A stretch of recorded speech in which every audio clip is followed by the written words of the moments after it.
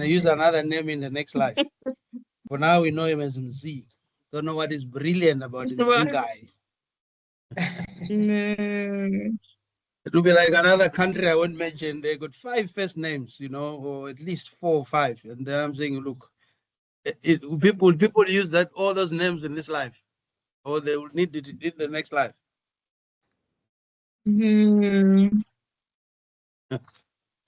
I don't know. Anyway, so Mr. Matele, nice to meet you. Although I haven't seen your face, I'm only seeing Dr. Sophia Tabane's face here. It's nice to see you, Doctor. I can't see you, my brother. I just want to connect with you, you know, and then that way. See, we haven't seen your face. We know you, some of us, but would like to see you. I'm sure people like Sbangan and Dube would like to see you too. Okay. Mr. Dube, how are you? I'm just trying to kick things around here. There he is. Can you see him? Doctor, how are you? I'm fine, Mr. Dube. Long time. You know, you are such an ambassador. You know, I always see you in the promoting, liking, attending. I'm just mentioning this for Anya last to notice, my colleague. You know that we have the likes of Sbangan and Dube all the time. You know, pushing and playing the role of the ambassador for the Africa Center. Absolutely. We got Nati Mukejane. Windhoek this afternoon. It's very hot here. It's blazing hot. And Miss H. Kalema, Emmanuel Hamilton Ngaba. Is this a relation of yours? This is Emmanuel Hamilton Ngaba. That's my baby brother. Oh, he's here to support you. We want to know in case he gives a biased comment. And then Mafumane Lipoto. That's our former colleague here, a former student rather. You guys have not mobilized for your thing. I've done a lot of mobilizing for your webinar. I've not seen Dr. Sophia and Mr. Malefane reposting on Facebook or LinkedIn. What was going on? No. Yeah, well, guilty as charged. We say here's a platform. Yeah. The wedding is yours. Invite the guests. Yeah, absolutely. We have tried. We have used email. I have mainly used email. I now am reminded that, you know, of platforms like LinkedIn. For some reason, I think I'm still born before these systems, and I forget about LinkedIn.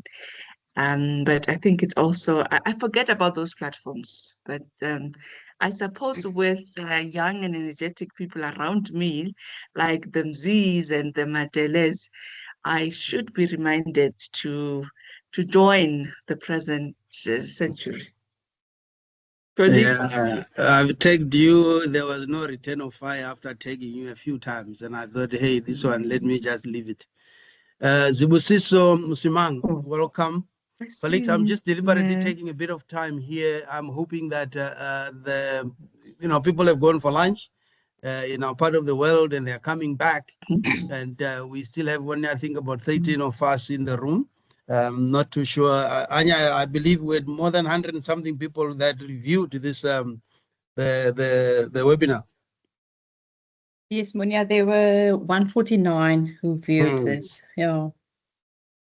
All right. I wrote to Rialdo. I'm not too sure if Rialdo got back. He sent me a voice note which I can't play now. I was just asking if he had sent it to some of our colleagues. Look, colleagues, I'm just playing, just really wasting a bit of time, hoping that we'll have more people joining, because often the people who come with questions tend to be those who have missed the first component of the presentation. They will not have the same, understanding. But that is it, my colleagues. Today's webinar is it looks at the intersection, of livestock herding and indigenous health knowledge and management. One might ask, what is this got to do with, with health management? As the Africa Center at Stellenbosch University, Africa Center for Inclusive Health Management, We offer management science, postgraduate diploma, master's, and the doctorate program in HIV and AIDS management. And then we've got 2 new other postgraduate diplomas that are coming up, one on community health management in Africa and another on inclusive health management. The key thing that you may be hearing of all our academic programs and offerings is the management aspect. In other words, we are really all about managing health or health management. We are not in the health science or school of medicine for that reason. Ours are management science kind of qualifications. And this is as part and parcel of our new vision and strategy, where we are moving away from our old name as the Africa Center for HIV and AIDS Management we became the Africa Center for Inclusive Health Management as from January this year. So we are beginning to really go in all different directions and spaces to define the concept of inclusive health inclusive health management, to show that we are not just about HIV and AIDS, but also at the same time to show that HIV and AIDS interacts with other issues. In this case, if headers may be infected or affected by HIV and AIDS, how are they managing while they are out there in the at the cattle posts, given the centrality and strategic importance of the livestock economy in the mountain kingdom of Lesotho, among other things. We realize, of course, that you colleagues also export water. It's another strategic resource, among other things, I must mention. So anyway, so colleagues, that is it may, I'm aware that the indigenous health knowledge and management aspect that is linked with livestock heading in this particular context, it also has to apply to human health, the headers themselves, as they interact with each other, as they socialize, as they may even be, participating in what may be termed in some instances toxic masculinity practices that happen in there. And they themselves also have an impact on issues of health, on the health budget, on the health resources, and so forth and so forth. These are people that live among us and with us. And then, how do they manage these issues and things? At the same time, when their livestock are also affected and they need attention in terms of health, I believe that the livestock headers also know, and they have indigenous knowledge systems around which they, that they apply in the management of their livestock's, health and in their own health as headers. You'd find, I understand that you find people as young as 5 years and sometimes even younger. I still haven't quite believed it, but I'm looking forward to be hearing more from you colleagues who are in the Mountain Kingdom, who know these things much more than us, who may only read about and be theoretical about it. So yeah, we are very pleased, colleagues, to be collaborating with you as the National University of Lesotho.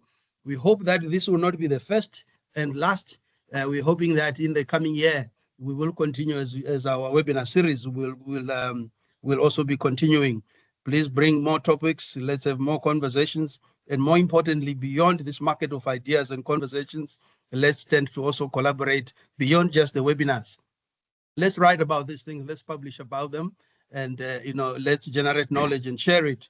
And then in other ways, of course, in terms of be it academic course supervision, be it external examinations, be it guest lectures, and so forth and so forth. I've raised these issues with Dr. Mzi Ngaba, and I think the last email, Dr. Mzi, you were referring me to Dr. Sophia Tabane, who I'm meeting here in the webinar, and I'm hoping this will not require me to then still go back and write. At least we've met. Colleagues, so my understanding, our webinar is going to run as follows. It's for 1 hour and 90 minutes. So sorry, it's for 90 minutes, 1.5 hours, where we are agreeing that you will speak for at least from a maximum of 15 minutes. The idea is not to give us everything. Prioritize the key issues that you want to open up the discussion. And for those who speak second and third, some of the issues may be said by the first speaker. Then don't repeat and speak about other things in order to unpack this topic, particularly for people who are coming from outside the Lesotho context. And we've got many who may not really know how things go. So we are not speaking to people who are already converted. Don't make any assumptions. Help us understand these issues by highlighting those key, aspects of, livestock herding and indigenous health, knowledge and management insofar as human health and animal health is concerned. Then we'll have conversations around that. So we will have a conversation for 30 minutes because we want our guests who have taken their time to come and listen to contribute by making inputs, to also contribute by asking questions, and then we can have a discussion two-way. So that way, it's important that we reserve at least 30 minutes at the end of at the end of it all for us to have a conversation with our audience. So, colleagues, my understanding is that the speakers you are going to speak in this order that it appears on the webinar. If I'm correct, Dr. Ngaba. Dr. Ngaba, who is coming first? Is it you? It's Or is me, it Dr. then Sophia? Matele, then Tabane. Okay. So, all right, Yes. colleagues, then to the colleagues who have joined us, we're at 20 now. I've just been going around hoping that colleagues will join, and I'm happy that the numbers are going up. We've got 20 in the room. And so Dr. Muzinga Ngaba is an undergraduate and postgraduate lecturer at the National University of Lesotho. He obtained his PhD in sociology from Rhodes University in South Africa and has written widely on a number of topics that include land, livelihoods, politics, and other topics. Z is a research fellow with us here at the Africa Center for Inclusive Health Management at Stellenbosch University. And our second speaker will be Mr. Malefani Matele, who is a part-time lecturer at the National University of Lesotho. He holds a master's degree in social work from the same institution. His research focus is on childhood herding. There you got it, childhood herding. You know, there is also childhood labor in herding, colleagues, in livestock herding. His other research interest and focus is masculinity, as well as other traditionally male exclusive psycho-socio-economic spheres in Lesotho. Very exciting. They are looking forward to hearing your take on these matters, Mr. Matele.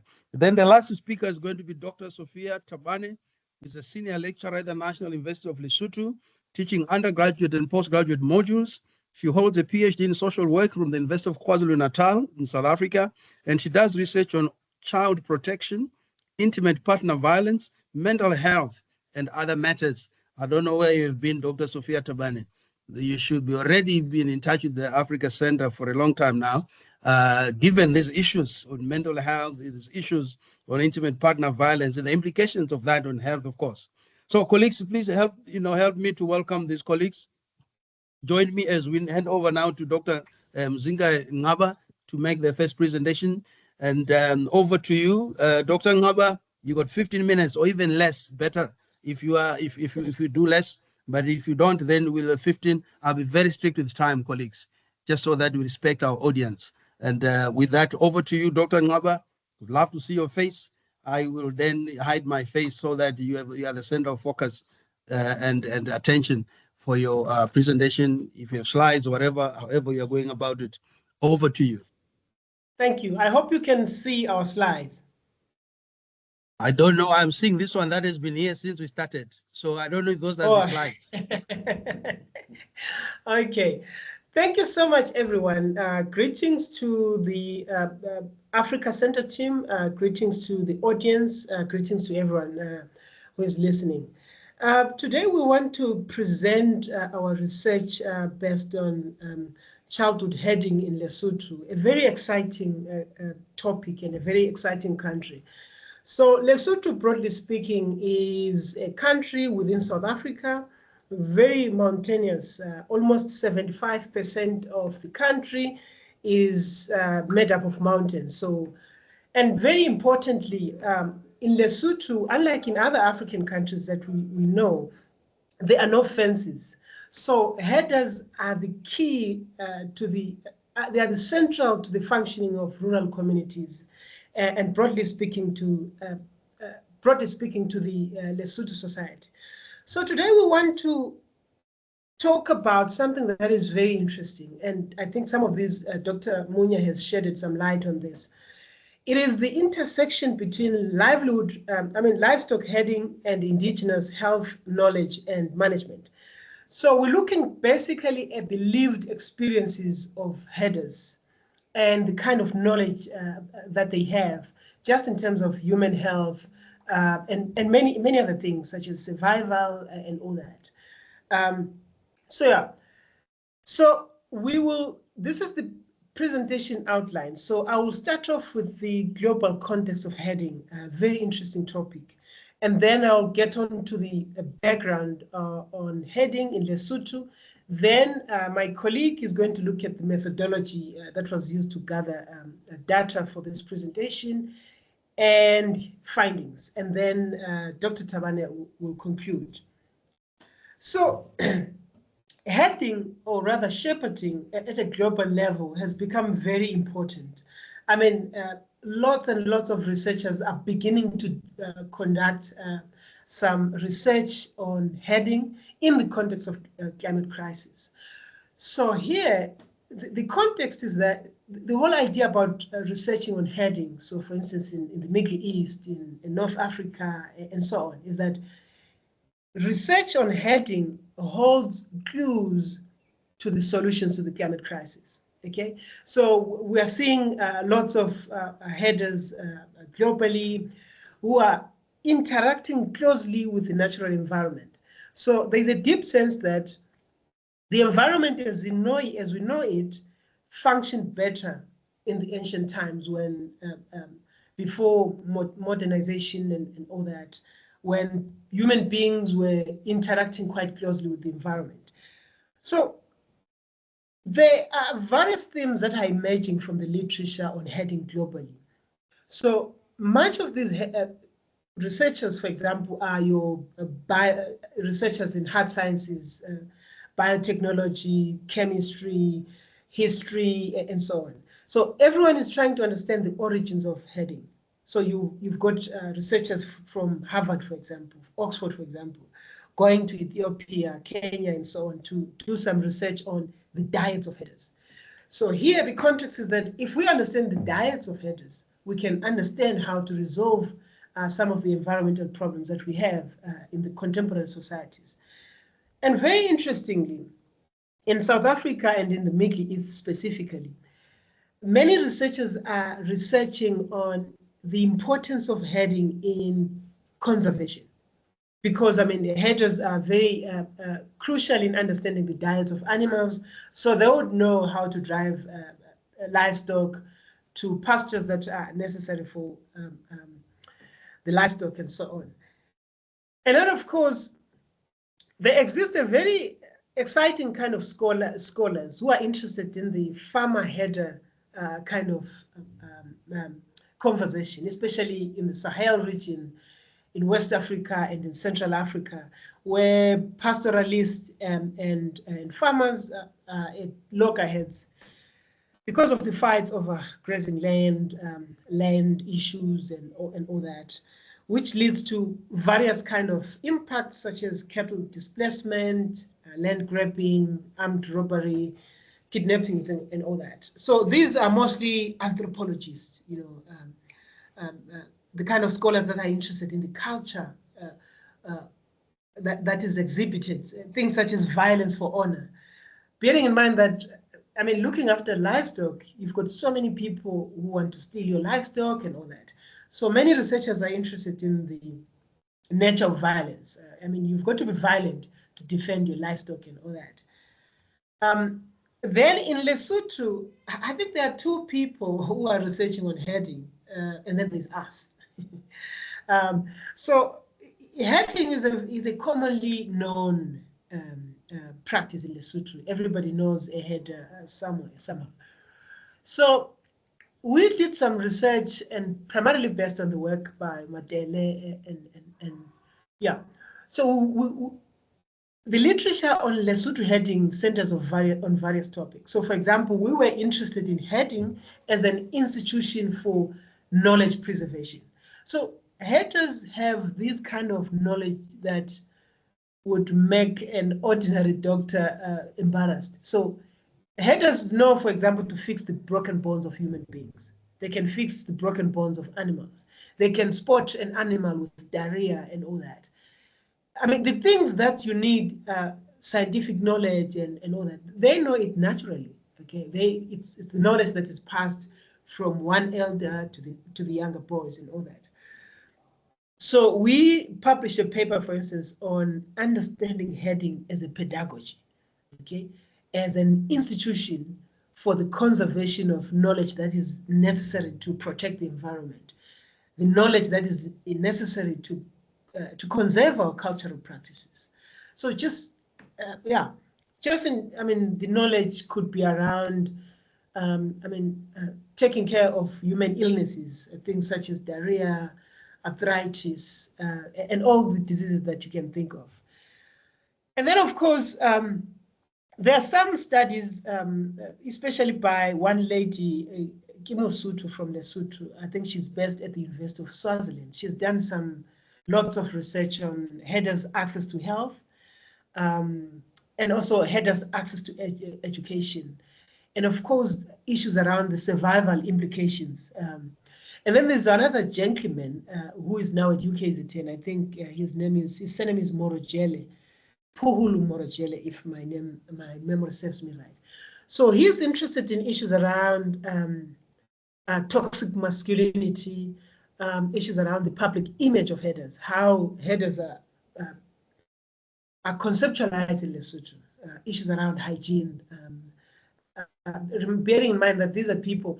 Oh, by the way, one thing that I need to emphasize about herding, which is different, which only happens in Lesotho, is that herders literally have to go far away from their homesteads to live in the wild, okay?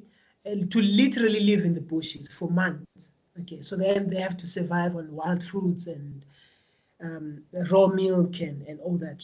So we don't have those kind of practices in Southern Africa, with the exception of Kenya, Tanzania, where the Maasai live. And of course, we've also submitted a paper on heading social learning, toxic masculinity, and gender-based violence. Yeah, very interesting stuff. So yeah, heading, as Dr. Munya said earlier on, is that it is a source of employment for many Basotho boys, especially from disadvantaged households. So they start getting employed as headers as young as 5 years. Many of these don't often go to school. So you get someone who goes to work as a header from the age of 5, and even at the age of 35, for example, they haven't gone to school. So yeah, and it is also a cultural right for many young boys in Lesotho to go and learn to become a man. I'm sure that's the common trend even in other societies. Yeah, and of course, it's an important institution for young boys to be socialized into understanding what a real man is. Not only that, but to understand the basic environmental dynamics, just in terms of understanding how to protect wetlands, how to conserve life outside there. Okay. Yeah, I think I'll stop here for now. Dr. Madele is going to get deep into the dynamics around how data was collected and all that. Many thanks, Dr. MZ. I'll now focus on the methodology, as Dr. MZ has already indicated. This study adopted qualitative research method using constructivist phenomenological research design to comprehend herders' lived experiences from their own point of view. And it was collected from a small sample of 14 herders who were aged 18 to 35 years at the time of the study. And it was collected through observation. We observed herders' interaction with the environment, how they interacted with the livestock, and interaction with other herders. And transect works were also undertaken. This is whereby we accompanied herders to the grazing land.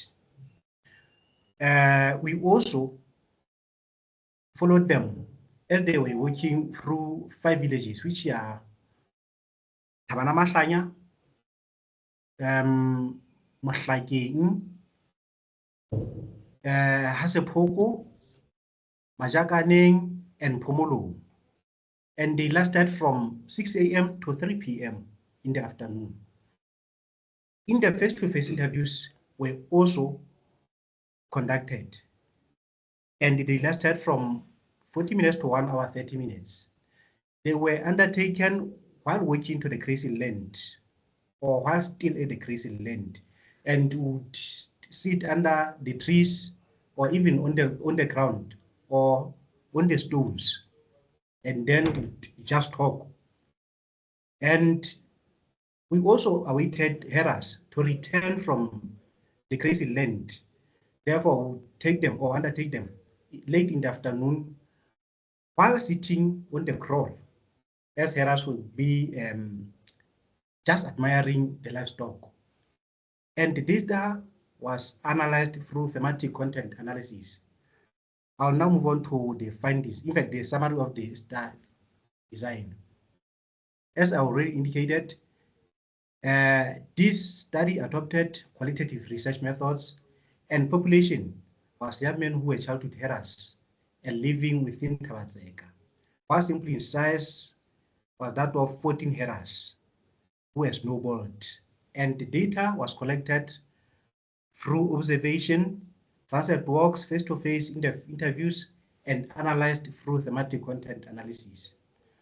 I will now move on to the findings.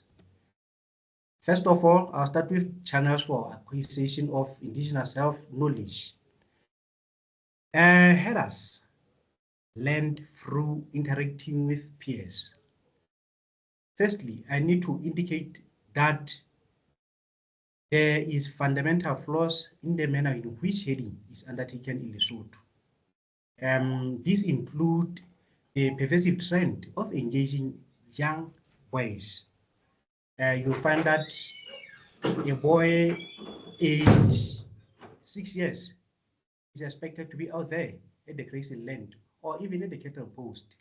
Therefore, it is crucial for them to have an understanding or even to learn about the survival strategies of herding environment or herding practice. And they do this through interacting with their peers. This is why they will be learning about the use of medicinal plants or indigenous plants and their qualities. They also learn through observing other experienced herders. This is why they will be learning how these older experienced herders care for the animals or the livestock, especially the sick ones, and how they use these medicinal plants to cure numerous animal illnesses, and how these concoctions or remedies are prepared, as well as the measurements. They also learn through being capacitated by the elders back at home, at the villages, especially during winter season. I'll now move on to common animal sicknesses. One of the sicknesses which is prevalent is nyoko, which it is a sort of name for digestive issues, which include bloating,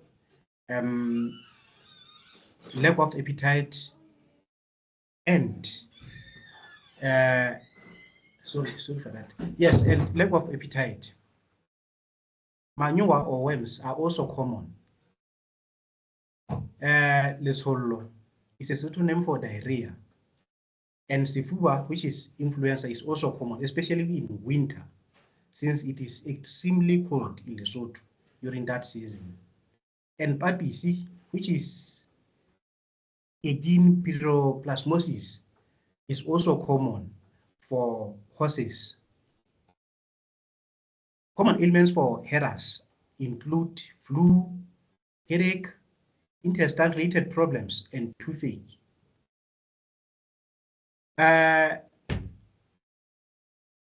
Dr. Tawani will now carry on with the rest of the presentation. Thank you. All right, Tatumzi and Tatumandele, thank you very much. And thank you, Ndade Sarushara, for the opportunity.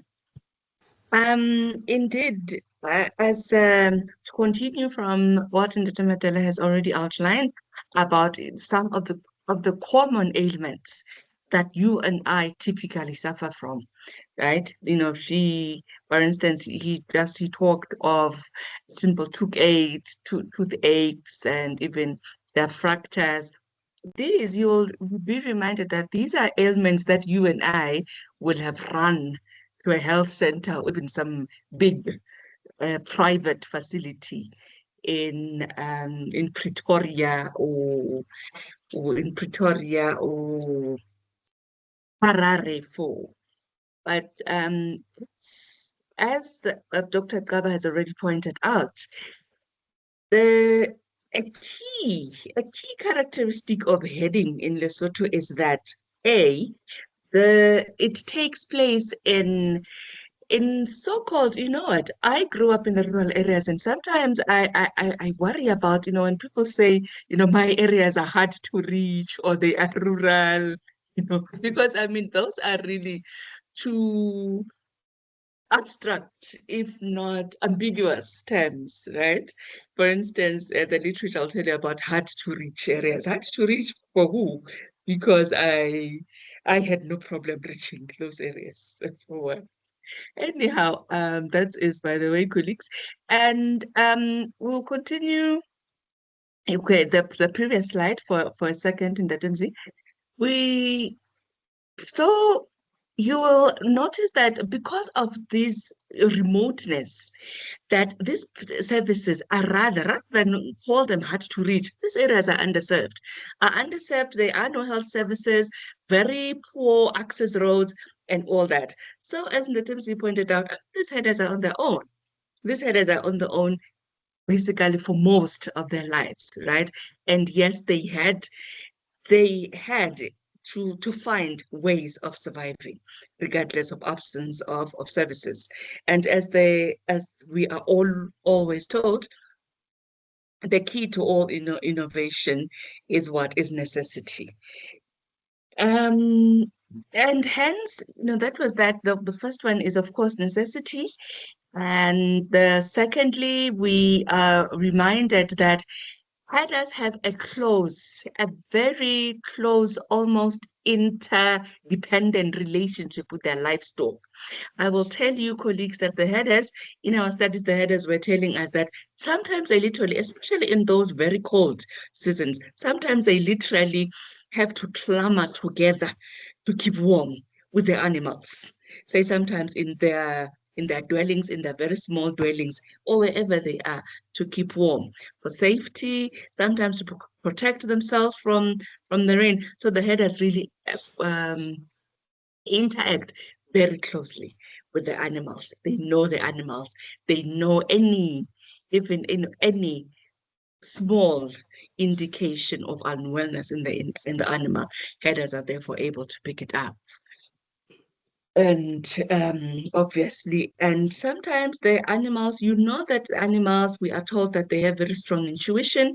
So the animals are also very important for the security. Whenever something is not right, whenever the weather is going to change for the worse, whenever there are predators in the areas, human or otherwise, the animals will demonstrate. So the herders communicate with their animals in that way.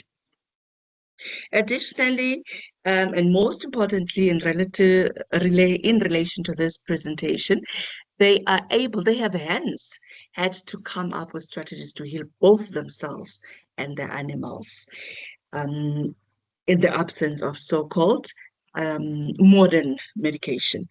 Next slide, Litinze. We will be reminded, colleagues, or maybe perhaps I'll take the opportunity to brag, colleagues, that as Lesotho, let's have the next slide, Litinze. Lesotho, we are blessed. I mean, as you can see on the slide on your computers, Lesotho is like, you know, beautiful. The richest, I might add, the richest country in Africa. Colleagues, you will argue otherwise, but I do contend we are the richest, specifically rich in human resources. We have a wealth of human resources that remain underexplored. Hence, as Ndadimzi pointed out, the research in the activities, in the engagement with our environment is fairly scanty at the moment. And yes, we are optimistic that it will continue to grow. And in front of your screens, colleagues, is examples of a wealth of medicinal plants we use as Basotho to heal not only ourselves, but our animals as well. I was reading, before I cite you the examples, I was reading literature as I went through literature on medicinal plants and interaction with the environment. I came across a study by University of Cape Town researchers, Professor Bosa and Dr. Hodzo. I think Dr. Hodzo is from Wolves, I believe, who wrote that in Lesotho, almost our men, it is expected that men should use these medicinal plants. And we understand that the attitude, the belief is that the men use the medicinal plants for their protection and the protection of their animals, and even the protection of their plants, the protection of their wealth. However, you won't believe, colleagues, that Professor Bosa, tells us that no, when we women use these medicinal plants, it is told that we use them to attract men. Colleagues. But that's a story for another day. But it is used that we use them. We depend, for one reason or the other, for one controversy or the other, we do depend very highly, in fact, as African, on our medicinal vegetation. And so do we. I think perhaps more so Basotho, because perhaps of the inaccessibility that I have cited, and perhaps the underservicing in some areas. I will cite examples of Kgwenya. Kgwenya is a common herb in among Basotho, which I can tell you almost all Basotho has seen Kgwenya, if not tasted and tried to use it. We are told that the name Kgwenya in Sesotho, transparent, it means to make a face. Right? I will tell you, this herb is this root is a root. This thing is so bitter that it earns its name from its very, very strong taste, Kgwenya. But we Kgwenya on as we use it, and we know that it is helpful to us. And so, back to our headers, we have found that they too depend highly on Kgwenya. Specifically, Kgwenya is believed to treat stomach discomforts and others minor stomach ailments. There is P4 as well. P4 is a shrub, a small shrub, looks like a small shrub, which is used to treat a headache. It is used as a painkiller for headache, and sometimes even your toothaches and just minor aches in the body. Right, and then we have Sefotafota, which we use to treat also minor infections as well, such as tonsils, like tonsil pain, sore throats, things like those. And then we have Tikamutse. Tikamutse is the mother of all Tikamutse, from its name, it takes its name to Tikamutse is like to attack the entire surroundings, attack in its surroundings, the right word. The entire vicinity, perhaps, maybe surroundings. I hope you understand what I mean. It's really the ultimate antidote. We use it mostly to treat open wounds, any open wound. It can be burn wounds, it can be just injuries, cut wounds, open wounds. It is very good. The wound will heal almost overnight. Colleagues, trust me on this one. And our headers, we are told, some of this information we had to learn from the headers, from that close interaction with the environment. Right? The last one again is Mhlaba-hlabane. No, it's fine, Tata. You can move to the next slide. Thank you. Which is Mhlaba-hlabane is also another painkiller. Right, and we can say a little bit about how this. May I emphasize, colleagues, that these plants that I have cited are used to treat both humans and animals as relevant. Right, as relevant. For instance, Dr. Matthelas already talked about the discomfort, stomach discomfort, and they're also, I can tell the faces of the headers were actually lighting up, I might tell you, as they talked about this wealth of information that they carry with them, that they know. They were proudly telling us that. I mean, I remember one was saying, you know what, a fractured ox is nothing to me. I treat a fractured ox with, I mend a fracture of an ox using this and this and this and this, and the ox would be good to run in 2 or so days. The herders colleagues, as I pointed out, they do carry all that information, and to quote Dr. Kaba, indeed, they have information, enough information to embarrass the doctors. So we crushed the medication, the roots. Remember, I told about, you know, so we use roots, we use leaves of shrubs and leaves of trees. We use even the stalks of some trees, as you see on both. The picture A is a crushed plant, whilst picture B is just the roots as they are. They were either crushed or used. Just use them as dried like that. We sometimes cook them, but as you can imagine, for headers, cooking is not really a strong option or the simplest or the most accessible option. So many times they are just dried and used as they are like that. Sometimes they can be infused in water, especially for use with animals, because I mean, animals will not just take anything that is difficult, especially when they are unwell. So these plants are sometimes infused in water as well. The animals drink and they are back to wellness. Next slide, please. Yeah, okay, that is just example of yet another plant, which we call Hlokwana la tsela. Again, Hlokwana la tsela just is something that means the translation perhaps would be a route for the road, or a route for the tracks, right? It gives our animals the strength and the integrity or the tenacity really they need to build their homes for the roads, the wrong tracks of road they have to travel. Next slide, Timsy. We might add, perhaps it is also important to emphasize for the purpose of this presentation, that the head has very strong interaction with their animals.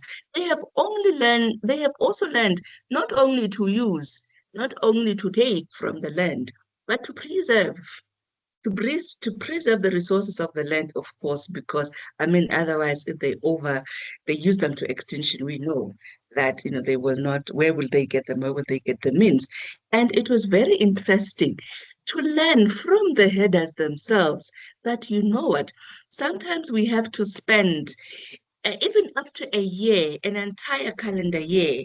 You know, they measure their calendar year differently from us, but they'll tell you sometimes you have to that differently, because we know that they measure them with the seasons, with the crops on the fields, and so on. They said they know the head has told us that, no, we know that we have to rotate the grazing land. We cannot stick to one grazing land, because otherwise, not only will we use the vegetation for grazing, but also or even the medicinal plants could be overused. So they were very careful and cautious as far as depleting the natural resources were concerned. We will emphasize also that we did not hear, at least in the process of the study, we did not hear of the headers mentioning anything about use of herbicides, right? Or any toxic medication which could damage either the plant or even the genes of the animals themselves. We did not know of herbicides used. And yes, we were also emphatic that the last thing that you would hear from a header is burning of vegetation. They have to avoid vegetation burning, as it sometimes, we know that under controlled circumstances, it is helpful to the grass as well. But the headers were clear that it ought to be, they ought to apply strict caution, because sometimes it does more harm than good.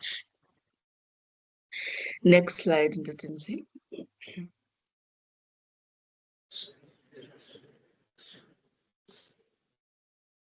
Right. With that, colleagues, as I conclude the presentation, perhaps I would say it sounded to us, my research team and I, Ndatinzi, Ndatimantele, and I, that it would be very helpful. It would be helpful. It would be responsible and prudent for the government of Lesotho. Perhaps in this context, we cited the government of Lesotho, but it would probably be prudent and responsible for all our governments, colleagues here in Africa, to conduct further studies on the effectiveness of these wild or of these medicinal plants, both like their safety for use, their recommended quantities of use. It would be helpful because, let us emphasize here, colleagues, that there is no time that you're going to divorce an African from traditional medicine or herbs, right? But sometimes, there are polls that sometimes they do more harm than good. But in the hands, when we lack the information, when the headers are not quite clear, of the dangers, all they see perhaps are the advantages sometimes, it would be prudent for such research to be intently conducted and in such information disseminated. We must, colleague, not only as Lesotho, but as Africa as a whole, we must document this experiential and vicarious learning gathered by the headers. Otherwise, it simply just goes to waste. And indeed, yes, there has to be perhaps more strengthening of revegetation, as we know that we depend largely on these plants, and we do not want to use them to system. Next slide, Ndatimzi. This brings us to the end of our presentation, colleagues, and with that we say siyabonga, realeboha. That's very limited. Africa is bigger than that, Sister Sophia, Dr. Tabane.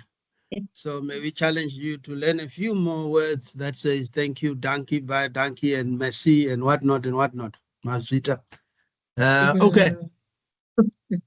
I see there's a hand there before I even speak. Can Mr. Is it Mrs. Zaeni too? Can I acknowledge your hand? I will be coming back. Let me just acknowledge and to thank the colleagues here for the presentation. Those of us that have been on from the beginning, you have all heard about that, and you for those who might have been not clear or wondering, what is the connection that we find between livestock herding and what has that got to do with, with health management or inclusive health management, indigenous health for that matter? You have heard it. Livestock herding is actually an institution, very integral and very culturally embedded in the context of Lesotho. And there's just so much that, to learn, to research, and also even for us to learn. As you were listening to Dr. Sophia Tabane there saying that, even Dr. Ngaba, as he spoke, he was saying that they would put most of us to shame in terms of how they are just able to spot, livestock that may be unwell. I'm wondering, Z, if they are able to spot each other that the fellow herder is not well, or is it just focused on the livestock only? And by livestock, is it just cattle only? Sheep and goats, or what other livestock is involved? So, colleagues, then I think that then brings us to issues of questions and answers. Those who might have questions, comments, appreciation, and then we can have a discussion. Then I'll start here. The name doesn't show. I can only see an email. It says musizaeni2@gmail.com. You have the floor. Please speak. Colleagues, I shall be very strict that we speak very briefly. If it's a question, make it short and sharp. Don't give us another long lecture or presentation on what you have already had. Let's discuss what has been said. Over to you, Musizaeni. Okay, thanks, Chairperson. My name is Msiza Eleanor. Thanks for the presentation. It's wonderful. I'm just requesting this slide as to whether can't you send them via my email? We want to engage before we give you slides for your assignment, Mrs. Ayen. Let's engage. No, I do have cattle at home. So I know. Whether I can get those medicinal plants around South Africa to... Yes. But what do you say about the webinar and the presentation before I ask for the slides, Mrs. Ayen? Isn't that now I started with it to say it's wonderful. It's a good presentation. Why is it good? No, it's good because it enlightens us. Right. I'm just trying to push you for conversation there. All right, no, thanks. The slides, the colleagues will answer when they speak to that. But we are recording this particular webinar, and it will be made available for those who might want the heading. The recording. The next speaker there, I think I had is Bangane Dube, and then Mafumane Lipoto then put the hand down. They had it up, but now it's down. I will move on to Sibangane Dube. Okay, thank you, Doctor. Can you hear me? Very well, very well. Okay, beautiful. No, thanks very much for the presentation. It took me, it was a memory lane moment for me, growing up as a boy in the village and doing all sorts of things and also connecting with some of these things. My question perhaps is, I'm thinking ahead, looking at the rural economy, vis-a-vis mental health. Do you see an opportunity that can be tapped into this in terms of dealing with issues of mental health, especially among young people who are now having problems because of too much exposure to social media, that, cattle herding could be part and parcel of therapy, where they can go there perhaps during the seasons, learn something completely disconnected from the day-to-day lives of the urban, and then finding a way of inclusivity, diversity, and creating new perspectives. Because for me, I see this really as an economic opportunity which is yet to be explored. Thank you. Thank you there, Mr. Dube. Yeah, I think there are various opportunities, as people are speaking, culturally, economically, socially, and otherwise. But of course, also even at the risk of, not really sometimes unpacking some of the issues and challenges of toxic masculinity that comes with that. And what becomes the result? The recycling of violence from boys to youth to broken men. Today's men, most of us are broken. And as a result, we have youth that are, or young men that are angry. And then we have boys that are mentored and that are just being left to their own, left to themselves, and their own means. And as a result, they grow up with very little, if any, guidance, and particular issues around gender-based violence, issues around culturally harmful, practices, even issues around some of the issues that Dr. Nkamba was talking about in terms of becoming a man or real man and what that means and how problematic it can sometimes be. But I think, the colleagues will speak. Mafumane, you had your hand up. I'll leave Mafumane and then Emmanuel Ngaba, then your colleagues can respond. Mafumane, are you still wanting to speak? Yes, thank you. Thank you for the opportunity to speak. And the presentation was nice. And the indigenous plants that were just shown on the screen, hopefully they get to be, patent so that we avoid other researchers, mostly from Western countries, that would come into our countries and replicate the studies that you have just done and then frame them in their own, Western perspective.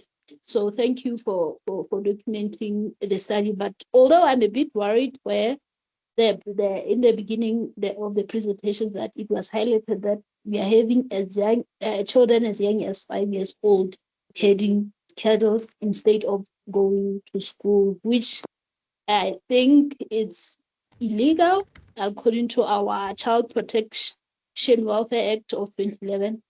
That is child labor, what they are doing. Although we know it's something that is indigenous to us, it's something that we had been doing in previous generations. But now, sending a 5-year-old or a 6-year-old child to go and head animals instead of going to school, which in schooling there is free primary education. So sending them there in the mountains with head boys that are as old as 27, and just sending a 6-year-old there, I think also we should also, as we research their indigenous way of living, we should also research those power dynamics that we are living a 6-year-old or an 8-year-old boy into the hands of a 27-year-old or into the hands of someone who's 17, who may be a danger to them, as we can have bullying during that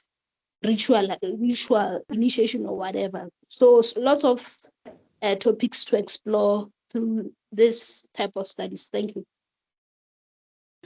Thank you so much for that. I'm particularly enthused by the fact that you are not just romanticizing, much as there's a lot to emulate, to learn from, and to be awed by what is happening, that you are raising issues of child labor. I think alongside even other issues of, violence or toxic masculinity that were being highlighted by the colleagues, which I think for me then makes a bit of a balanced conversation and discussion in that regard. And what do we take away from and what do we do? And by the way, Mafumane, it's not just only Western countries. Some of those very people are among us. They may not necessarily have a Western passport, but there are many of us who then are also behaving in the very same way. The elites among us who are looking for profit at every turn and opening doors to those very people you are talking about, whether it be the Western or Chinese in our context lately, or whatever the case might be. We tend to find those to be really amongst us. Mr. Emmanuel Hamilton Ngaba, can you make your comment or question? Then we'll ask the speakers to respond. Okay, thank you very much. Where are you connecting from, colleagues? I forgot to ask you to say your names and your organizations. This present.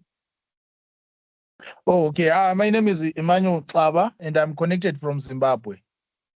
Okay, you can go ahead. I Yes. forgot to ask Mafumane and Mrs. Ayani to introduce themselves and Swangan. Please go ahead. Okay, thank you very much for the presentation. From my own perspective, I was taking this presentation from an animal science and crop science perspective. Because I heard the presenters, they were talking of maybe someone can just heal those um, animals with the plants, but looking with the perspective, let me give an example of maybe aloe vera or moringa. Those plants, if you take them from a crop science perspective, they've got things that they have which heals the animals. Like maybe for aloe vera, we've got glycoproteins and polysaccharides, and also calcium and magnesium. So I'm not quite sure with the Lesotho history. I'm not quite sure whether you have got extension officers, because most of those plants, they are not native to Lesotho.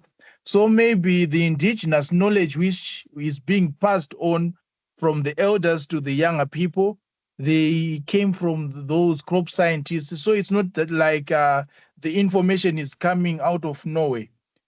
These crop scientists know what's in the plants.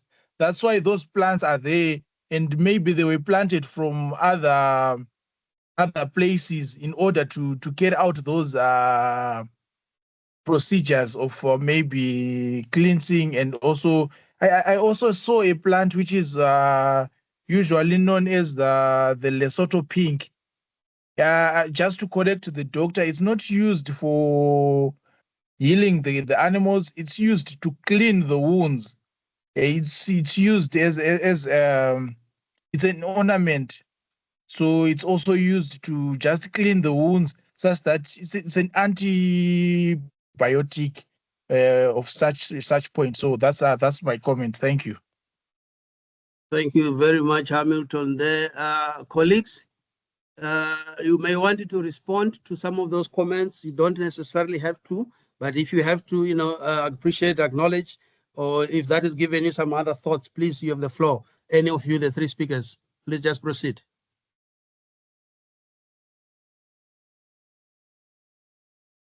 Mzi? Okay. Tabane, can you go first? All right. Okay, ke a leboha, Bontate. Thank you. To start with you, Dr. Kava in Zimbabwe. Thank you so much for that insight, Ntate. We need such platforms to share such information, right? You will know also, Dr. Kava, that what our biggest challenge as Africans, that some of this information is indeed documented and might spend its lifetime in bookshelves somewhere, which is difficult to access. So perhaps to all of you colleagues, this is a call.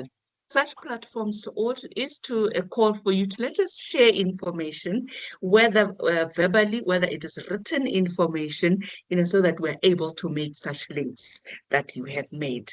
Siyabonga.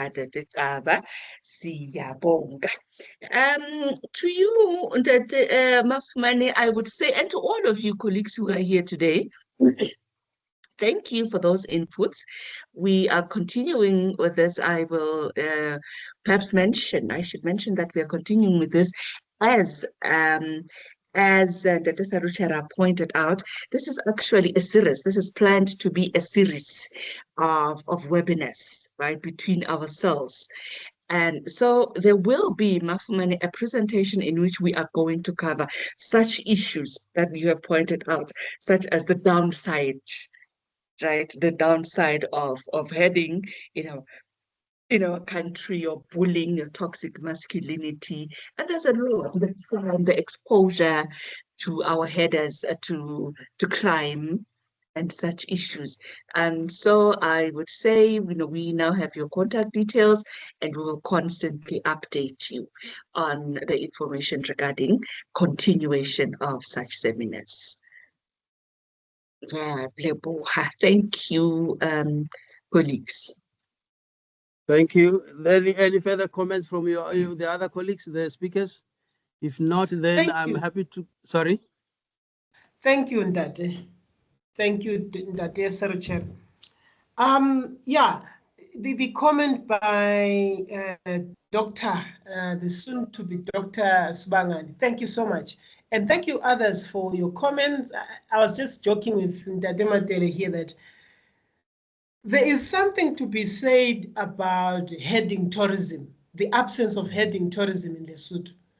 I mean, Lesotho has one of the best scenic views that it's beautiful in a different way that you can imagine. So, for example, if I were to go to another country like Botswana, I have some kind of imagination, but Lesotho is completely different. I think there's something to be said about Lesotho's potential to increase its tourism through herding tourism. I think there's a paper that we need to start thinking about writing and begin to think about a herding policy in Lesotho, how to design a herding policy, also to deal with the issues that Mafumane raised and others. Thank you so much. Ndatematele, do you have something to say? Oh, okay, cool. Over to you, Dr. Sarushera. All right. No, thank you so much for that. At dot Rantu, that's what I can see from my side. Sorry if it may sound funny, but please, you'll have the opportunity to introduce yourself, where you are coming from by way of organization and the country, just so that we get a sense of the diversity of the audience in the room. Over to you at Rantu. Okay, thank you very much, sir. My name is Tshepiso Ranso. I'm from the National University of Lesotho. I'm also thanking my colleagues here for a good presentation. Actually, they invited me to this presentation. Just maybe some few observations. Maybe they are dealt with inside the paper. So concerning the issue of common animal diseases or illness, I think what they should have done is to classify each disease according to the type of livestock, because different livestock have different diseases. Like there's somewhere they mentioned PAPC, I'm not sure its scientific name. That is common among the horses, not even cows. So cattle, they have their most common diseases. Cattle, horses, sheep, goats, they have their most common diseases. So I think each common disease should have been classified according to the type of livestock. And even some type of remedies, like the medicines that are used to treat those livestock, maybe they should have been classified according to the common livestock. Yeah, fine. The issues of Mufifi, maybe they will translate the scientific names. They are used mainly for cattle. I'm not sure for for horses. And also maybe to explore other common and deadly types of cattle diseases like paws and mouth. I'm not sure whether is called in scientific names or in Lesotho, but in Lesotho there is a common disease that actually kill cattle, especially during summer. It's called serotswana. And maybe we would want to know how the communities or how the herders treat the issue of serotswana. And also there is a common disease that is very deadly among sheep, which is called bloatomo. And I think those people outside there, maybe we have the scientific names, but I don't actually know them. So those are the ones that would be much more interested, how the herders actually maybe treating them. So I would also maybe interested if the researchers have also approached the farmers, because most of these small boys or herders, they learn these indigenous knowledge systems from the farmers or their fathers. Maybe the fathers would have maybe provided even more extensive types of medicines that they use or they cure, like maybe the ones that I've just mentioned and more others. Like when you talk about the diarrhea among the calves, there is a medicine that is used there to cure that diarrhea, which is called huaga. So there's a lot of indigenous knowledge systems there, but most of it is known by the main people, the farmers. Like when I was growing up, my father used to tell me that just bring this medicine. I know that in fertile cows, my father would demand me just bring this medicine so that we cure this infertile cow. So I'm just saying that maybe they should also approach the farmers themselves, maybe to explore more, because they don't even tell the young boys other secret medicines, because the young boys might reveal to other young to their partners. And also wanted to know how the herders themselves treat some common diseases like common cold. I know there are some indigenous maybe plants that are used to treat common colds here in Lesotho, and also how do they treat headache? They are there, so I think those kind of medicines, they should also be explored. I'm not sure whether the researchers have also maybe looked at those kind of medicines. Thank you, Chair. Thank you, Dr. Look, I think to be fair, we did not give them as much time because they wanted to say so much. But also I think in terms of their own research, what it was really focusing on, that doesn't take away the point that you are making. Maybe the thing that might not have been so clear for others is that who are these headers working for? For some, it's work, the child labor that is being talked, and they're being paid, or families being paid. For some, they're doing it on behalf of their families, which is still work.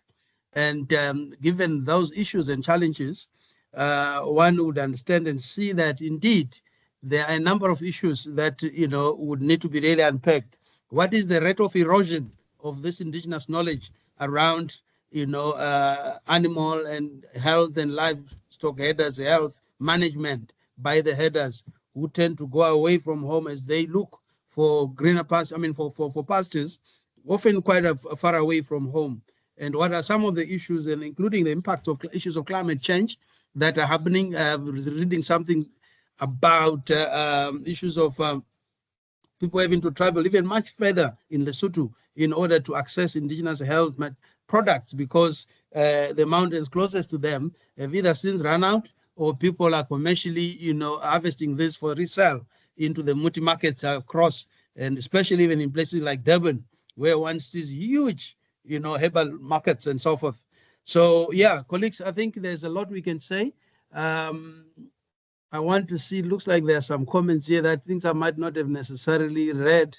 I struggle to keep between those who send me WhatsApp messages in the webinar to communicate something, keeping my attention here on the chat and other things. I don't see. Okay, hello from the participant from Sierra Leone. Kindly get in touch via email. Who is the participant from Sierra Leone here, Dr. Ngaba? Can they not speak? Can they at least have the room to speak? The participant from Sierra Leone, whoever it is, Dr. Ngaba seems to know you. I think the surname is Kanu Mabinti. Yeah, it's always good to have people from various backgrounds. I think they can. Sierra Leone, in Kanu, whoever it is, the colleague from Sierra Leone, please take the floor. Some of you, I'm just going to put you on the spot so that you speak. Josephina Bazari, I'm seeing you here. Huiji Zhang, tell us what happens in your end in China. Teboho, I saw you earlier on. I can't see you now. I'm just going to be putting people on the spot so that we get this conversation going and we hear from different views. The colleague from Sierra Leone, please take the mic and speak to the issues in whatever language. French is also welcome, by the way.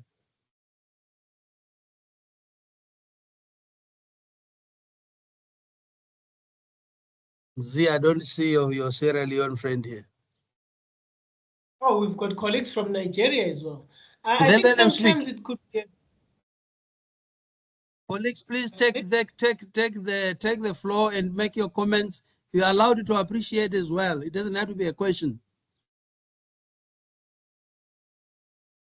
Through you. Yes, Madam Dr. Dr. Josephine, please proceed. Yes, please proceed. Not too many formalities. Speak. Okay, thank you. I'd like to to make a comment. It was such an insightful presentation. I learned a lot about headers. This is one of the topics that is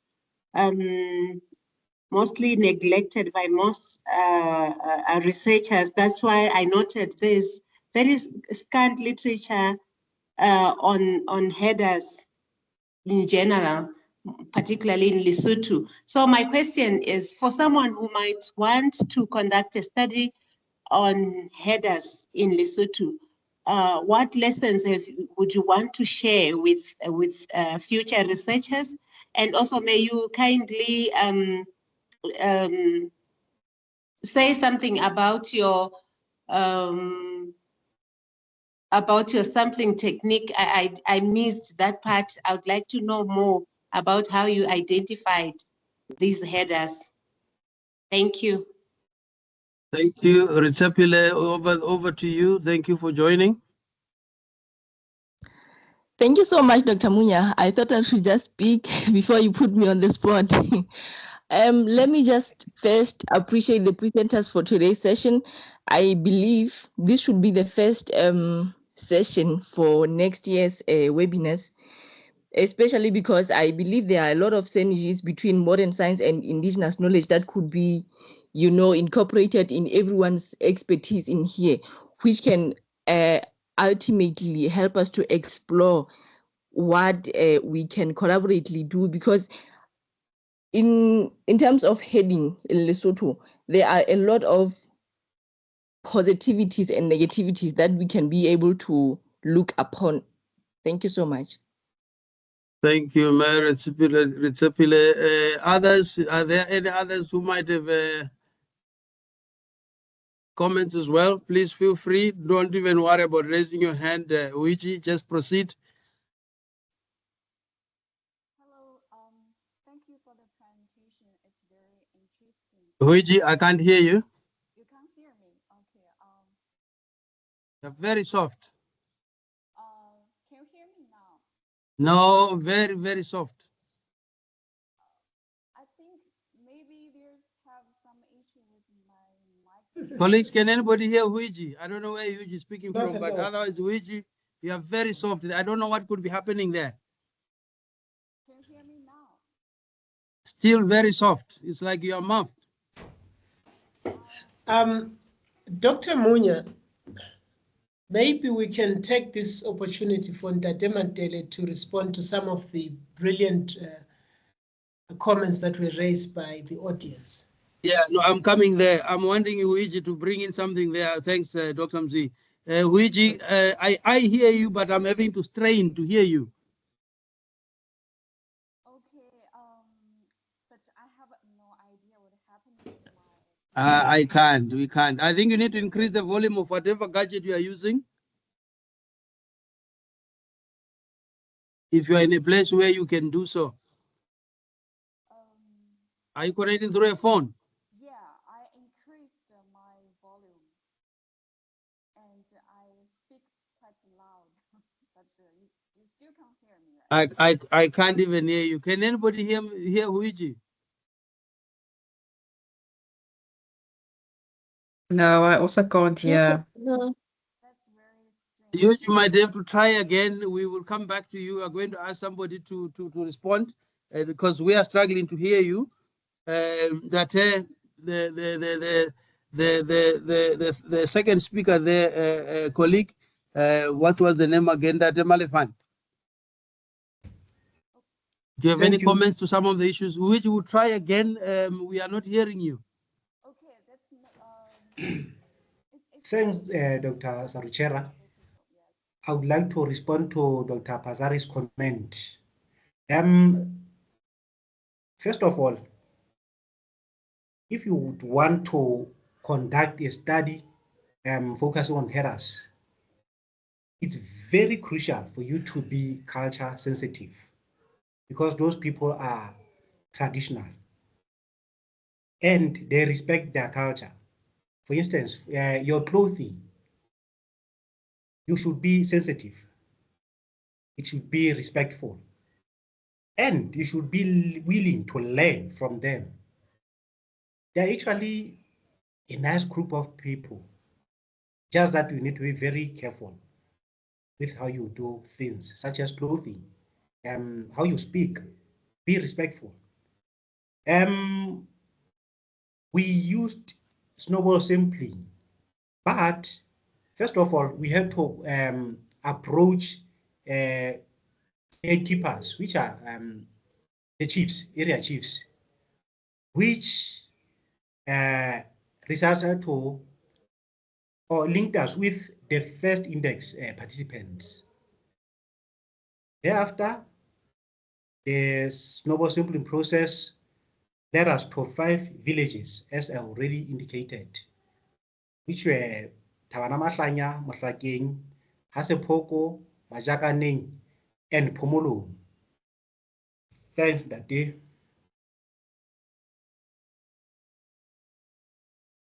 Okay, thank you there, Mr. Malvane. Is there any other comment? Huiji, do you want to try again?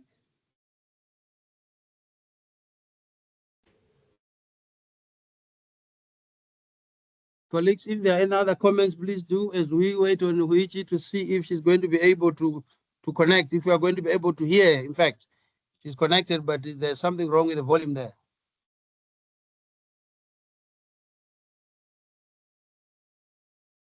Okay, so it doesn't seem to be, there doesn't seem to be any further questions here. And we've got 8 minutes before we go, and effectively our participant numbers are beginning to drop. I'm sure as other people are leaving. Dr. Ngaba, for the record, where's Maluisane here? She promised she'd be here. I don't see her. She is invigilating. She told me that. She said she'll still come here after that, before we finish. Yeah. I'm taking her word for it. Luigi, are you? Let's hear you again. Are you able to? Let's see if we're able to hear you.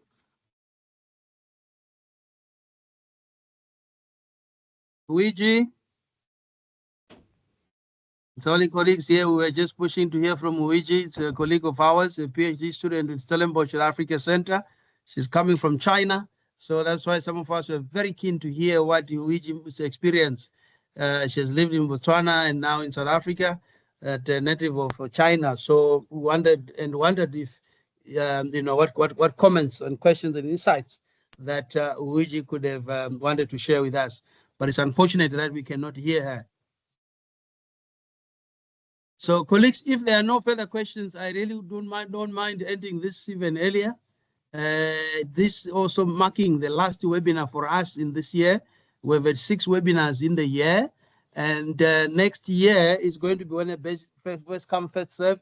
This year we're just basically marketing ourselves by way of also wanting to collaborate, by way of wanting to be seen to be talking about other health aspects, health management aspects beyond HIV and AIDS, or those that interact with issues of HIV and AIDS that the 25-year-old Africa Center has been known about and known for over the years.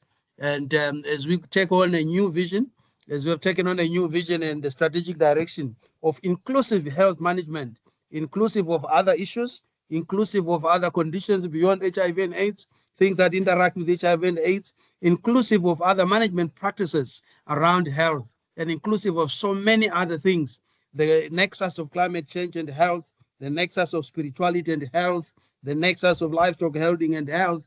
There are so many things. Please bring them on. This is a market of ideas for us to engage, to meet and network, and then we take it from there. Doctor, I don't know who is speaking. Could it be Dr. Sophia?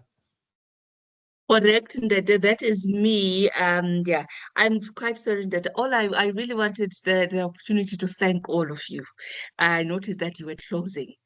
So thank you for hosting us, and to thank the participants, all of you participants.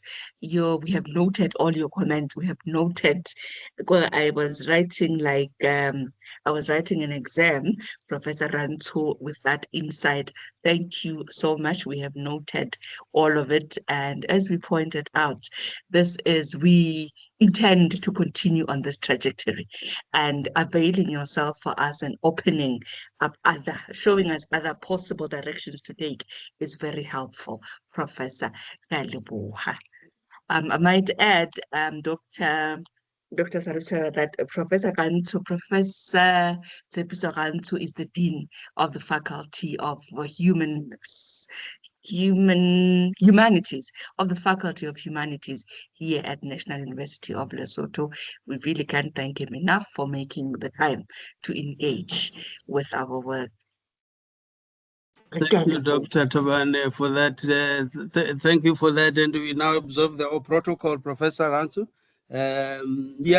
See, Dr. Ngaba said, let's continue to collaborate. They say we are open to any form. Please, colleagues, we've given the platform, we've marketed this, and we are saying let's take it beyond that and come with ideas and whatever else that could be done through joint collaboration, through external examination supervision, through various other things, joint research grants, through guest lectures. Dr. Ngaba will know I've been pushing him, and I'm hoping to be in the Mountain Kingdom in the mid of next month as I just take about my break. Yeah, but I think if arrangements go well, would have loved to give a guest lecture whilst I'm on holiday through the Mountain Kingdom. I'm missing the National Braai, which is happening end of this month. I'd hoped to do that, but my daughter hasn't. My youngest daughter hasn't closed school, so it just posed a challenge there. But that said, Risepile, I saw you had your hand up. Are you coming for graduation next month? No, Doc. I'll be graduating absentia. No, you I just can't do that. We'll talk about that, Dr. Muya. I just have a quick question because I've actually got triggered by the today's session. Like, can we propose themes to you? Because I think I personally would like to explore the modern science in relation to the indigenous knowledge, especially around the issues of climate change and HIV/AIDS. Can we propose and submit? Any webinar you have, please be in touch with Anya Rialdo. We collected this last year. I sent out a call.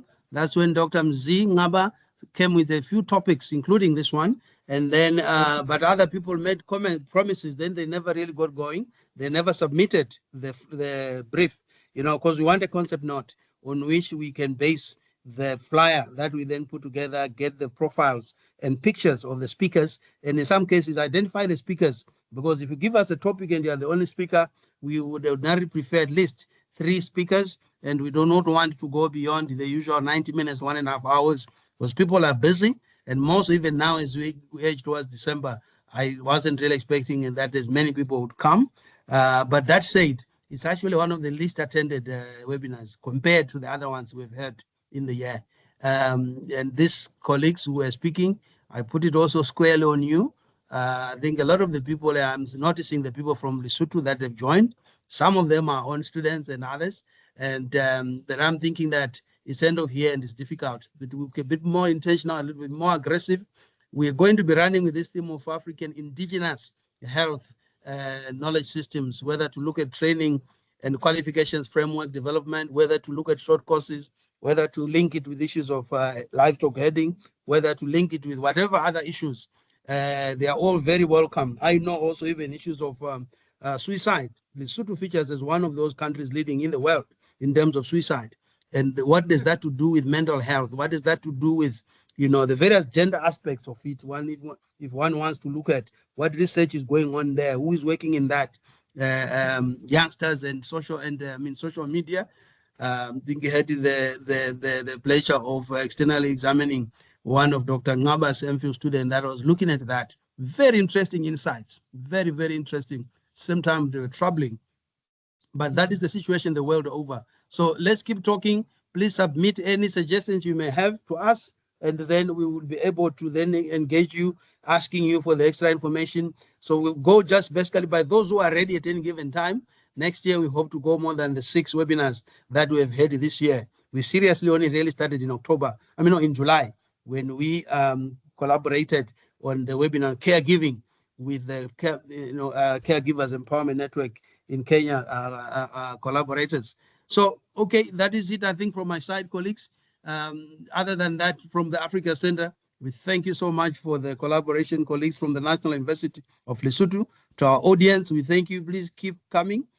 Suggest webinars. We expect you to also be speakers at future webinars.